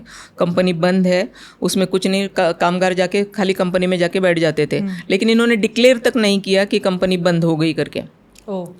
जब टाटा ने अपनी लाइट काट दी, क्योंकि बिल ही नहीं भरे जा रहे हैं, जब म्यूनसिपल में पानी का बिल नहीं भरा गया तो म्यूनसिपल ने, बीएमसी ने पानी काट दिया। जब ये सारी चीज़ें हुई तो फिर करेंगे क्या, अंधेरे में कहाँ जाकर बैठेंगे, तब कहीं जाके। और आईडीबीआई ऑपरेटिंग एजेंसी थी, तो ऑपरेटिंग एजेंसी है तो उन्होंने फिर रिपोर्ट किया कोर्ट को कि ये लोग डिफ़ॉल्टर हो गए। जब फिर ये डिफ़ॉल्टर हो गए तो फिर 97 से कोर्ट ने शुरू कर दिया कि कोई नया प्रमोटर आए। तो 2000 तक कोई नया प्रमोटर वहाँ जाने के लिए तैयार नहीं था, क्योंकि जो भी विजिट करता था इतने सारे प्रॉब्लम देके भाग जाता था, नहीं आगे आता था। फिर ये वर्कर जो है, ये खुद मेरा ऐसा नाम सुन के कि ये एक लेडी है बाबा, ये अच्छा काम करती है, जो अच्छे वर्कर थे उसमें से वो नहीं चाहते थे कि उनकी कंपनी जाए, तो वो लोग मेरे पास में आए। उन्होंने कहा कि ताई जी आप औरों के लिए तो इतना सारा करते हैं, हमारी कंपनी को बचा लो। तो मैं बोला भैया ये काम मैं नहीं कर सकती। ये ठीक है कि जो भी छोटे मोटे काम आते गए मैं करती गई, ये अलग चीज़ है, लेकिन अभी ये काम तो मैं नहीं कर सकती हूँ। तो बोला नहीं नहीं, हमें पता है, आप मट्टी को भी हाथ लगाएंगे सोना हो जाता है, आप कर सकते हैं, आप देखिए सोचिए। तो फिर उन्होंने कहा कि हमारे 93 वर्कर मर गए भूख प्यास से, फिर अभी हमारे वर्कर भीख मांग रहे हैं, फिर हमारी ये बुरी हालत है क्योंकि पगार देने के लिए कोई है ही नहीं है, कंपनी बंद है, सिक है, तो अभी हम कैसे जिएंगे, मतलब हम क्या करेंगे। तो वो सारी बातें फिर मेरे दिल को छू गई कि अरे भूख और प्यास को तो हमने करीब से देखा है, मेडिसिन से इनके लोग मर रहे हैं, तो ठीक है चलो देखते हैं, अगर होता है तो वेल एंड गुड, नहीं होता है तो कोई बात नहीं है, करने से क्या होता है। हाँ बिल्कुल देख लेते हैं। तो मेरे जो भी वेल विशर थे मैंने सबको बोला कि मैं ये करने जा रही हूँ। अरे बोले काय को तुम आत्महत्या करने जा रहे हो, हाँ ये कोई करने वाला काम है क्या, अगर करने वाला होता तो कई लोगों ने कर लिया होता, तो इसमें मत पड़ो। मैं बोला नहीं, मैंने अभी वर्कर को बोला है, मैं देखती हूँ। तो मैंने उनको बोला मेरे को थोड़ा टाइम दो, मैं सोचती हूँ उसके ऊपर। मैंने काफ़ी सोचा कि हम लोग तो वैसा भी सोशल वर्क करते हैं, लोगों के लिए काम करते, तो इन लोगों के लिए काम कर लेंगे, क्या फ़र्क पड़ता है, काम ही तो करना है ना, तो इनको करेंगे काम। फिर मैंने एक 10 लोगों का टीम बनाया, 10 लोगों में जो इकोनॉमिक में थोड़ा मजबूत है, ऐसे जो मार्केटिंग के लिए, जो मतलब इस तरह के सारे 10 लोग अपनी अपनी अलग हाँ।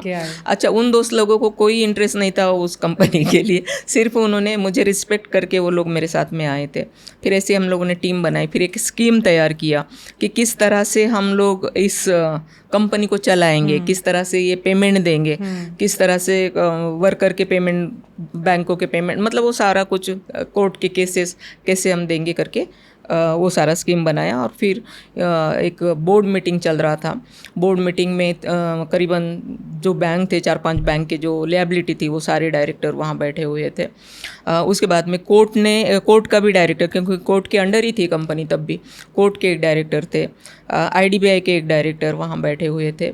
गवर्नमेंट ने 70 लाख रुपया दिया था, इसलिए गवर्नमेंट का भी डायरेक्टर वहाँ बैठा था। तो ऐसे सारे लोग वहाँ बैठे हैं, इन लोगों का, वर्कर का और यूनियन का भी वहाँ पे। तो ये लोग मुझे वहाँ ले कर बोला मैडम टेक ओवर करना चाहते हैं। तो फिर उन्होंने काफ़ी सारे क्वेश्चन मुझसे पूछे, मैं काफ़ी सारे क्वेश्चन के जो उत्तर उनको दिए। फिर उन्होंने ये भी कहा कि भाई वो जैसे मैंने बोला ना कि कंपनी हम नहीं दे सकते तुमको, अगर कोर्ट में तुम ये हो गए, सक्सेस हो गए तो तुमको मिलेगी, वरना अनसिक्योर्ड क्रेडिटर के लाइन में आपको खड़ा होना होगा।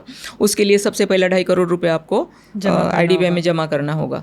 तो मैंने कहा मैं 25 लाख रुपए अभी दे सकती हूँ, बाद में बाकी के पैसे जो है वो मैं बाद में पोस्ट डेटेड चेक दे सकती हूँ, क्योंकि इतना जल्दी से 2.5 करोड़ रुपए देना तो पॉसिबल नहीं है मेरे लिए। लेकिन उन लोगों ने एक्सेप्ट कर लिया, बोला ठीक है। उन्होंने ये भी कहा कि डे टू डे से काम आज और अभी से आपको शुरू करना है। मतलब मैं 2000 में गई थी, तो डे टू डे के काम का मतलब क्या हुआ, वहाँ कोई सिक्योरिटी नहीं है, कोई क्लर्क नहीं है, कोई वकील नहीं है, क्योंकि वकील नहीं है इसलिए एक्स पार्टी केसेस वहाँ बढ़ते जा रहे हैं। ठीक है, किसी को कोई लेटर लिखने के लिए कोई क्लर्क भी नहीं है, और सारे पार्ट मशीन के चोरी जा रहे हैं, कोई वॉचमैन भी नहीं है। तो मतलब ये सारा मैनेजमेंट भी मुझे बिठाना है, सारे पेमेंट भी मुझे करने हैं। कब तक? जब तक कोर्ट मुझे कंपनी नहीं देगी तब तक। और इससे पहले आपने कभी कोई कंपनी नहीं चलाई? कभी नहीं चलाई, कभी कुछ नहीं किया। हाँ। और उसके साथ 2 यूनियन है कंपनी में, उनसे भी फाइट करना है। ठीक है, एक जो वर्कर वाली यूनियन थी वो अपने साथ में हो गए, जो यूनियन वाली वर्कर थी उसमें से आधे लोग आ गए, आधे लोग वो यूनियन के साथ में थे। तो फिर भी चल रहा है, लेकिन उनको भी लगा कि चलो पगार तो मिल रहा है और पैसे ही लेना है ना, उनको फिर आगे देखेंगे क्या होगा, ऐसा उन लोगों ने उस वक्त शायद सोचा होगा। तो इस तरह से 2000 से लेकर 2006 तक ये सारा सिलसिला चलता रहा। लेकिन इसी बीच हमें डीपली स्टडी करने का मौका मिला। हमने देखा कि ये पैसे इतने कैसे बन गए, 116 करोड़ रुपए। तो पता ये चला कि जैसे तुम्हारे 5 करोड़ है, 87 में तुमने लिया, एक बैंक हो तुमने 87 में 5 करोड़ दिया, तो उसका इंटरेस्ट और पेनल्टी कितना हो गया, आज 2000 है, तो इसकी वजह से वो कम से कम 40-45 करोड़ हो गया। ठीक है, और ऐसा करते करते 116 करोड़ हो गया। तो ये जब हमें पता चला तो अभी ये कम कौन करेगा, किसके हाथ में है ये? कोई बैंक कम करेगी? हो सकता है कि बैंक को उतने अधिकार ना हो, बैंक के चेयरमैन को, तो फिर कौन करेगा? तो मेरे दिमाग में आया कि क्यों ना फाइनेंस मिनिस्टर के पास जाए बैंकिंग। ठीक है, अब मेरी कोई पहचान भी नहीं थी एक्चुअली उनके साथ में, लेकिन पता ये चला कि हमारे विदर्भ से थे वो, जो मिनिस्टर थे उस वक्त के। तो मैंने सोचा चलो उनसे बात करते हैं ना, चेयरमैन से बात करने से कोई फ़ायदा नहीं है, तो किसके थ्रू जाए? तो मेरे पहचान में एक भले आदमी थे, तो उनसे मैंने बात की कि मुझे ना साहब से मिलना है। तो बोला ठीक है, मैं अपॉइंटमेंट लेता हूँ, आ जाओ आप। तो उन्होंने अपॉइंटमेंट ली और हम लोग उनके यहाँ गए, और फिर मैंने वो पूरा रख दिया उनके सामने कि ऐसे ऐसे है, अगर आप इसमें पेनल्टी और इंटरेस्ट हमें माफ़ करते हैं तो ये कंपनी मतलब मैं कुछ कर सकती हूँ। और वैसे भी ये सुप्रीम कोर्ट की बेबी है, सुप्रीम कोर्ट ने वर्कर्स को चलाने के लिए दी थी, और आज उसमें से 2 कंपनियां वैसे भी लिक्विडेशन में चली गई है। एक हर्ष गोयनका ने ले ली थी, कमानी इंजीनियरिंग, और कमानी मेटल्स जो है वो हाई कोर्ट से नीलाव हो गई। अभी ये कमानी ट्यूब है जिसको मैं बचाना चाहती हूँ, और अगर मैं नहीं भी हूँ तब भी बैंक को कुछ भी नहीं मिलने वाला, क्योंकि ये लिक्विडेशन में चले जाने के बाद में किसको क्या मिलेगा? किसी को कुछ नहीं मिलेगा। लेकिन कम से कम मैं प्रिंसिपल तो देना चाहती हूँ, अगर आपने पेनल्टी और इंटरेस्ट माफ़ कर दिया तो उन्होंने फटाक से कह दिया कि ठीक है। उन्होंने बैंकों को फ़ोन कर दिया कि मैडम के साथ में बैठो, मीटिंग कर लो। फिर IDBI में हम लोगों की मीटिंग लग गई सारे बैंकों के साथ में, और फिर बैंक वालों ने कहा कि ठीक है, हम आपके साथ में OTS करने के लिए तैयार है, लेकिन हमको 1 साल में पैसे चाहिए। अगर आप 1 साल में देते हो तो हम आपका पेनल्टी और इंटरेस्ट माफ़ कर देंगे। तो अब देखो सोनिया, यहाँ पर कितनी बड़ी बात है। मैं बड़ी बात नहीं करूँगी, लेकिन उस वक्त पता नहीं मेरी सोच कैसी थी, मैं नहीं जानती। आज मुझे खुद ही हंसी आती है एक्चुअली। अब इतना सारा पैसा, मतलब अगर इंटरेस्ट और पेनल्टी कम भी करेंगे तो 50 से 45 करोड़ तो था। हाँ। मेरे बैंक में 5 करोड़ भी नहीं है आज की तारीख में। मैं 45 करोड़ कैसे दूंगी 1 साल में? कहाँ से आएंगे?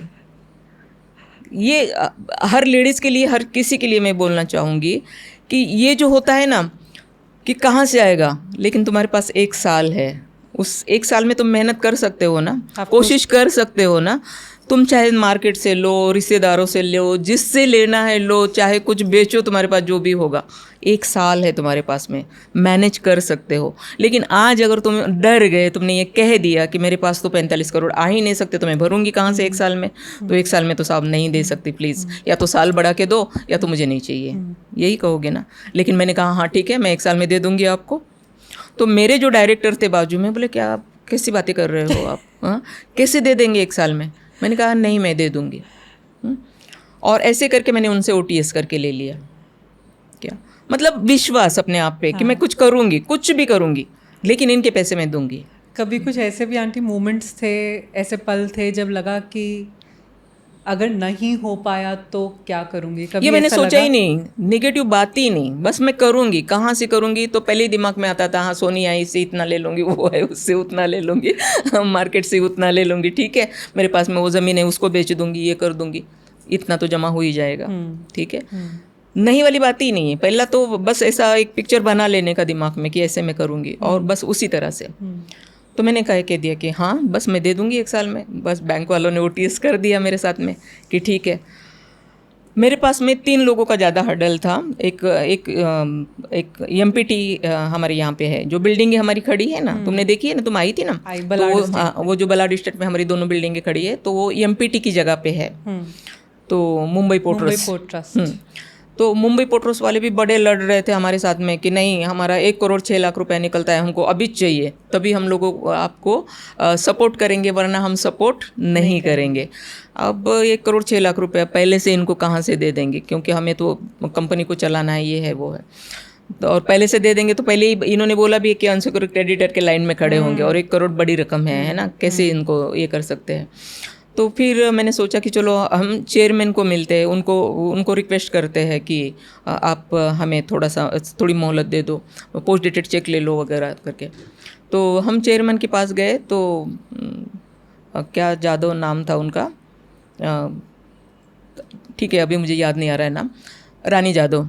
तो वो चेयरमैन के पास में गई, मैं उनको रिक्वेस्ट किया कि मैडम मैं ये कंपनी को टेक ओवर करना चाहती हूँ, लेकिन आपके जो लॉयर है वहाँ पर BFR कोर्ट में वो बहुत अप्रोच करते हैं, वो मतलब ये बहुत हम लोगों को कोई सपोर्ट ही नहीं करते हैं, कहते कि अभी के अभी पैसे दे दो। तो अभी के अभी कहाँ से दे देंगे मैडम, अगर आपको चाहिए तो मैं आपको पोस्ट डेटेड चेक दे देती हूँ।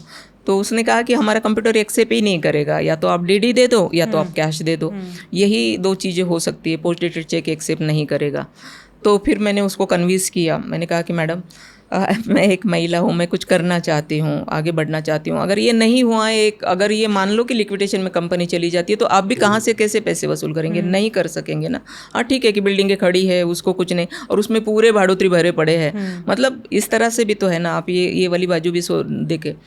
तो बोले अच्छा ठीक है, अगर मैं मान लो कि मैंने पोस्ट डेटेड चेक एक्सेप्ट कर लिया, टाइम कितना चाहिए तुमको। मैंने बोला जैसे ही मेरी स्कीम पास हो जाती है उसके 8 दिन सिर्फ, मान लीजिए कि कल स्कीम पास हो जाती है, आपके लॉयर हमें सपोर्ट करते हैं, कल स्कीम पास हो जाती है, उसके अगले 8 दिन खाली, तो पक्का दोगी 8 दिन में। बोला हाँ मैडम पक्का दूंगी।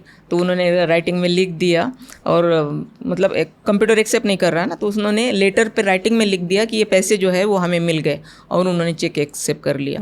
ऐसा लोगों का सपोर्ट भी बहुत अच्छे से रहा मुझे एक्चुअली, तो उन्होंने वो कर दिया। तो लॉयर उधर उसने हमको सपोर्ट किया, इधर बैंकों ने हमें सपोर्ट किया कोर्ट के अंदर, ठीक है। फिर खाली एक आदमी रह गए थे, ये जो यूनियन लीडर, हमको नहीं करना है हमको।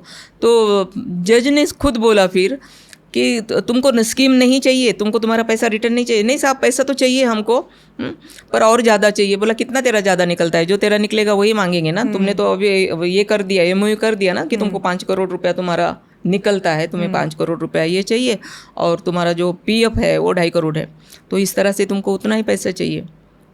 वो अगर तुमको मिलती है तो दिक्कत क्या है, ठीक है कोई बात नहीं है, मैं स्कीम पास कर रहा हूँ, ठीक है। और उन्होंने 21 मार्च 2006 में हमारी स्कीम पास हो गई।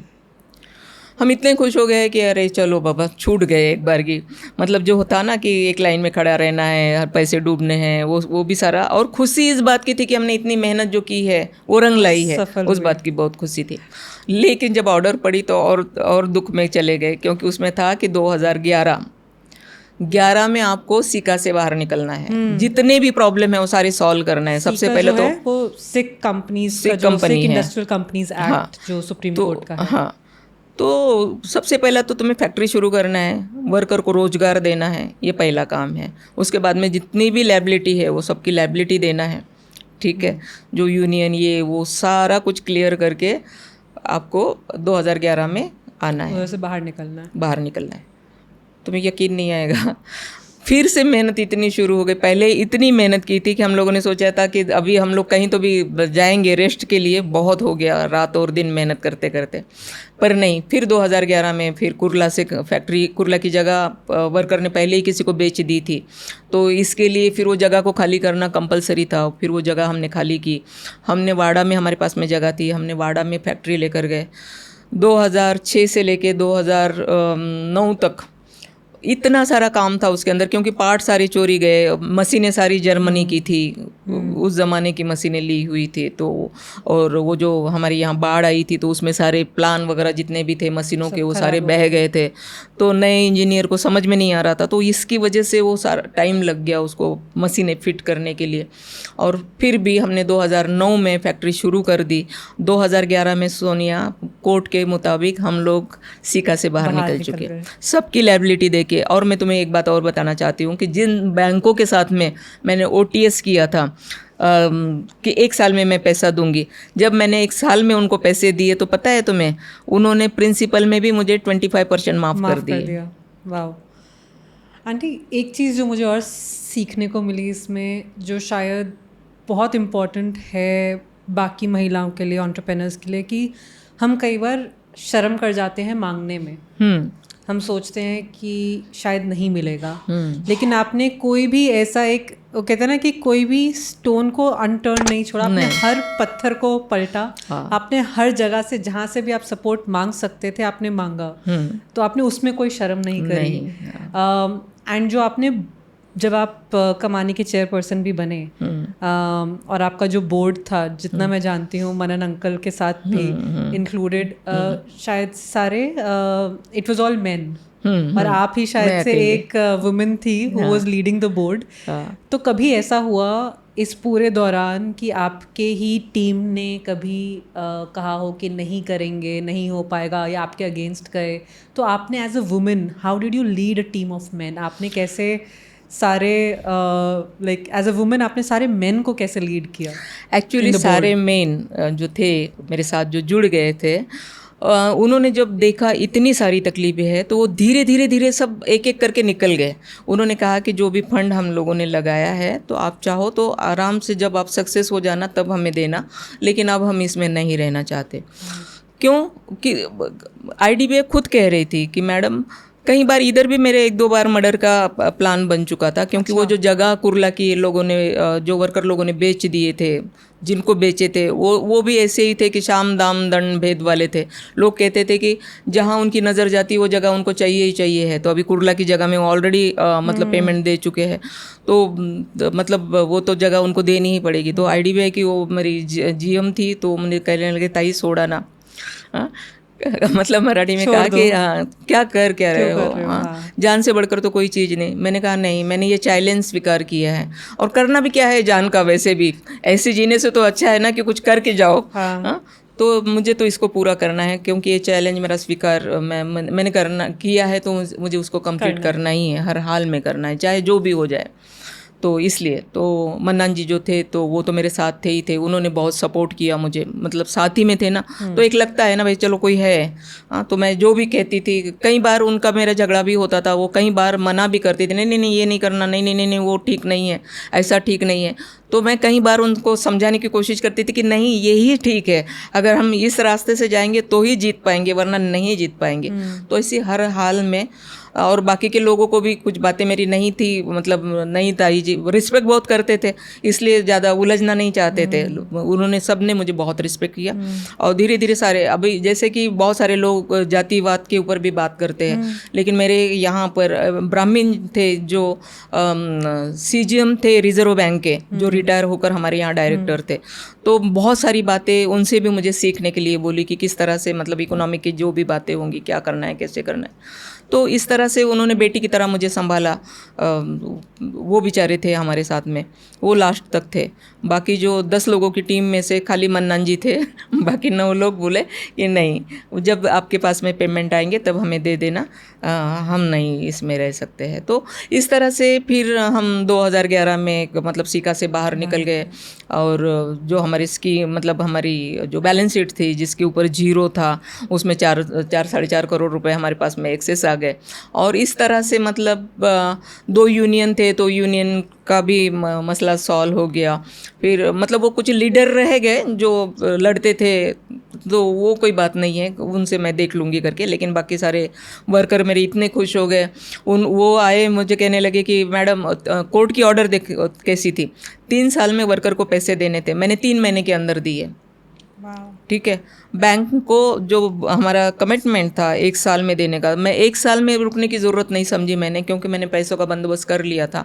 और जैसे ही वर्कर लोगों को दिया उसके बाद तो ये लोग इसीलिए बोले कि ये पैसा हम यूज़ करेंगे, क्यों दे रहे हो बैंक को, इसको उसको, क्योंकि ऑर्डर है ना हमारे पास में, तो हम कंपनी के लिए यूज़ करेंगे। और उसके बाद में मैंने बोला ये मेरे को नहीं पसंद है ये यूज़ करने वाली बातें। मान लो कि उसमें हमें नफ़ा नहीं मिला और इनको हम दे नहीं पाए, तो फिर क्या करेंगे? हाँ, फिर हम भी मतलब वही मतलब हमारे ऊपर भी लायबिलिटी रहेगी। तो मैं ऐसे नहीं करना चाहती, मैं पहला सबका लायबिलिटी दूंगी, उसके बाद में कुछ बचे ना बचे कोई फ़र्क नहीं पड़ता मुझे। तो इसके लिए मैंने बैंकों के पैसे दिए, उनका एफिसिएशन का लेटर मुझे मिल गया कि हमने राइट टाइम उनके पैसे दिए, 25% उन्होंने माफ़ कर दिया मुझे। वर्कर के पैसे दे दिए, गवर्नमेंट के बहुत सारे पैसे थे वो दे दिए मैंने। 8 दिन में उनको वादा किया था कि मैं 8 दिन में आपके पैसे दे दूँगी। हाँ, सबसे पहला तो मैडम बहुत खुश हो गए कि मतलब इज्जत रख लेना, क्योंकि उन हाथों से लिख के उन्होंने ऑर्डर मतलब दी थी उनके लॉयर को। तो इस तरह के सबके पैसे दे दिए और सब काफ़ी खुश रहे। और बस इस तरह का कमाने का सफ़र है मेरा।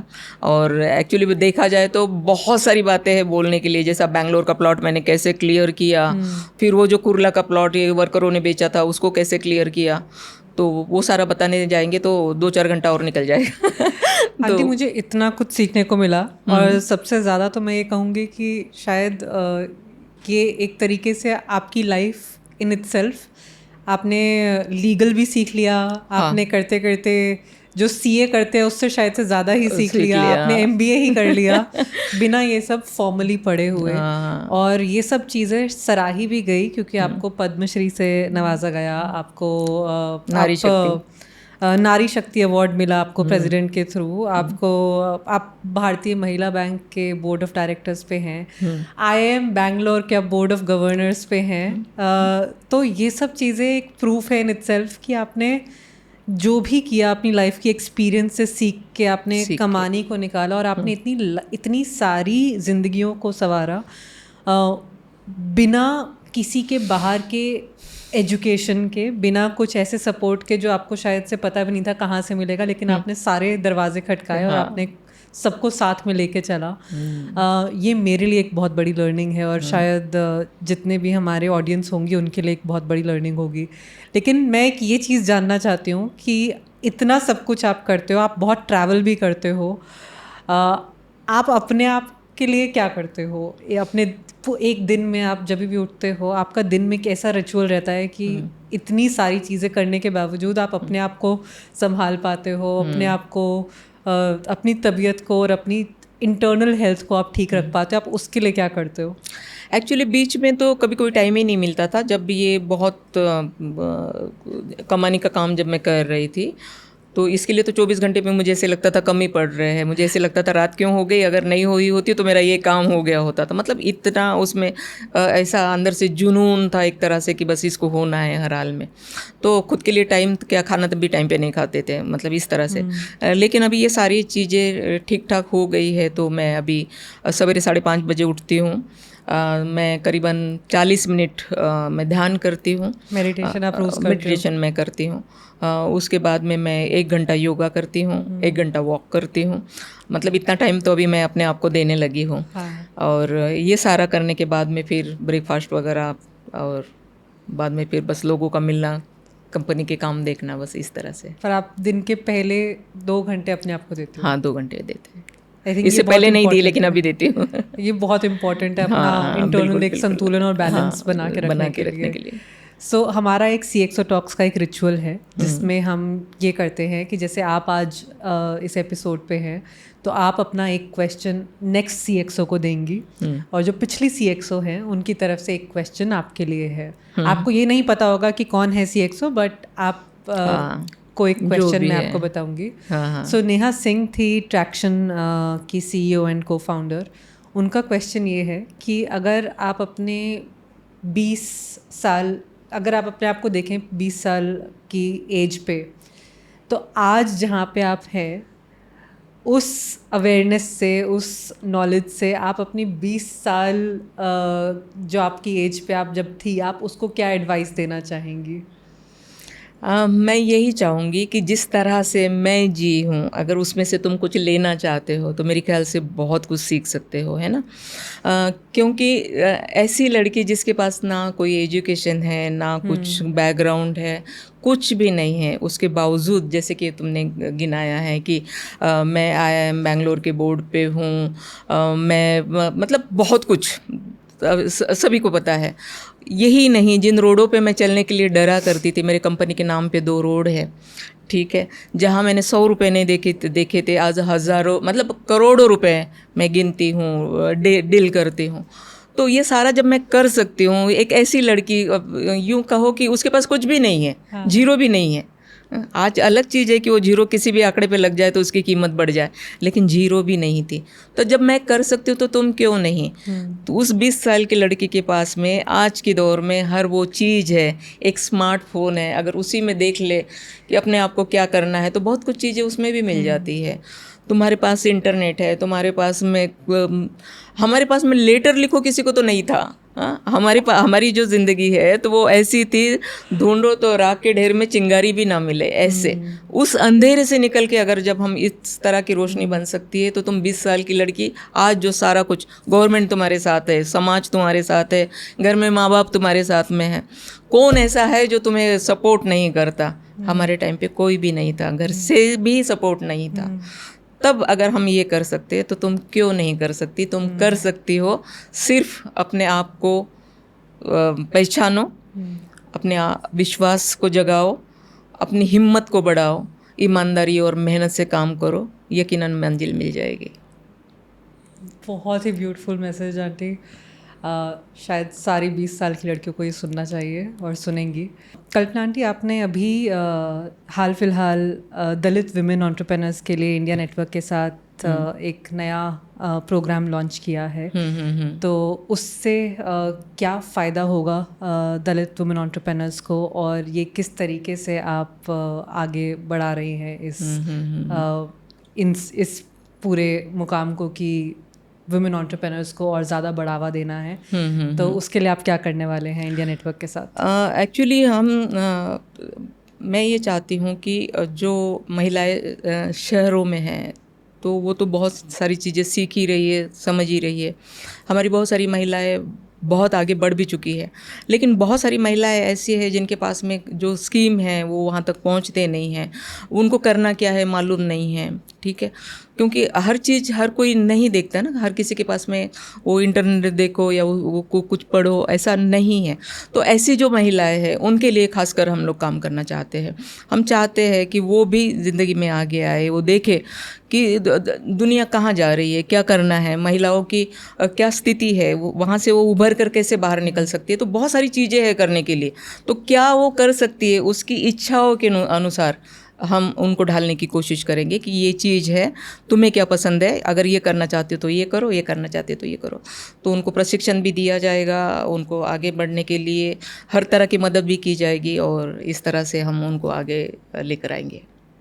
Thank you. And I think ये आपका जो इनिशिएटिव है इंडिया नेटवर्क के साथ दलित वुमेन एंटरप्रेन्योर्स को और बढ़ावा देने के लिए और उन तक ये प्रशिक्षण लेके आने के लिए, इसको बहुत सफलता मिलेगी और इसको भी सराहा जाएगा जैसे आपके बाकी सारे एफर्ट्स को सराहा गया है। Thank you very much. Thank you, आपने इतना इंस्पायर किया। अब मैं चाहती हूँ कि आप अपनी तरफ से एक क्वेश्चन, जो भी नेक्स्ट CXO आएंगी इस शो पे, उनके लिए आप एक सवाल छोड़िए जो मैं उनको बताऊंगी अगले एपिसोड में। मैं ये चाहती हूँ कि हम जो महिलाएं हैं, हमारी अपनी जिम्मेदारियाँ भी है। अभी का जो दौर चल रहा है ठीक है, हमको अपने आप को मतलब प्रूव करने के लिए कि हम ये है वो है, ये कर सकते हैं वो कर सकते हैं, ये सारी चीज़ें अपनी जगह पे ठीक है।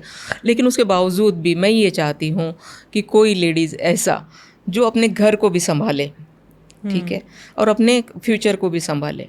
ये मैंने किया है। आज मेरा बेटा कमांडर है ना, बेटी लंदन जाके पढ़ कर आई है। अगर मैंने अपने घर को नहीं देखा होता तो शायद ये लोग भी यहाँ इस तरह से नहीं होते। तो हर महिला का ये अपना कर्तव्य भी है कि क्योंकि हम एक इस तरह की महिला है ना कि हमारा वो रूप है कि हम लक्ष्मी, दुर्गा, सरस्वती, काली सभी है। वक्त पड़ा तो हम तो काली भी बन जाते हैं। मैंने कहा ना कि इसीलिए रिवॉल्वर ले लिया था कि वक्त पड़े तो इस तरह से भी। तो ऐसा जीवन मतलब किस तरह से तुम जीना चाहोगे, जिस तरह से अपना घर और अपना फ्यूचर और दोनों को संभाल के अगर तुम्हें आगे बढ़ना पड़ा तो क्या तुम इस तरह से कर पाओगे? ऐसे करोगे तो मुझे बहुत अच्छा लगेगा। मैं ये सवाल पक्का पूछूंगी नेक्स्ट CXO से, CXO टॉक्स पे। और इसके साथ thank you so much aunty, आप इधर आए और आपने मुझे जितना एनरिच किया है अपनी जर्नी से, जितना इंस्पायर किया है मुझे अपनी जर्नी से, अपने एक्सपीरियंसेस से, शायद ही किसी और ने किया है आज तक। तो ये इंस्पिरेशन मैं चाहती हूँ कि और भी बहुत सारी महिलाओं तक पहुँचे जो अपना बिजनेस चालू कर रही हैं या कर रही हैं ऑलरेडी। उनको भी ये ज़िद जो मुझे आपसे सीखने को मिली है वो उन तक भी पहुँचेगी। इसके लिए thank you so much. Thank you.